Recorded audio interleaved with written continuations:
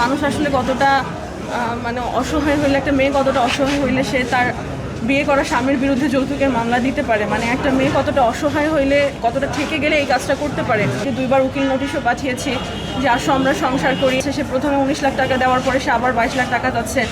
এবং সবচেয়ে অসহায়ের যে ব্যাপারটা হচ্ছে কি ভাইয়া, সে বারবার আমাকে বলতেছে যে মানে মুখের উপরে আমাকে লাস্ট 31শে জুলাই যে আমার বাসায় আসছিল আফতাবনগরে, সে মুখের উপরে বলে গেছে যে আমি তোকে টাকার জন্য বিয়ে করছি, তুই টাকা দিবি না মানে।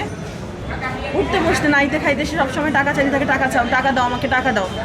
তো শেষবার যখন তার সাথে আমার সবচেয়ে হতাশার কথা হচ্ছে এটা, সে আমাকে বলছে আমি তোকে টাকার জন্য বিয়ে করছি, আমি এই জন্য চাকরিও ছেড়ে দিয়েছি, তুই টাকা দিবি না মানে। মানে এটা কতটা হতাশার কথা হইতে পারে একটা মেয়ে মানুষের জন্য। একটা মেয়ে মানুষ কতটা অসহায় হইলে, অবশ্যই আপনাদের বোন আছে বাসায়, আপনাদের বোন আছে, খালাতো বোন, চাচাতো বোন, মামাতো বোন, নিজের বোন, যে বোনই হোক, একটা মেয়ে মানুষ কতটা অসহায় হইলে আসলে আদালতের দ্বারস্থ হয় নিজের স্বামীর বিরুদ্ধে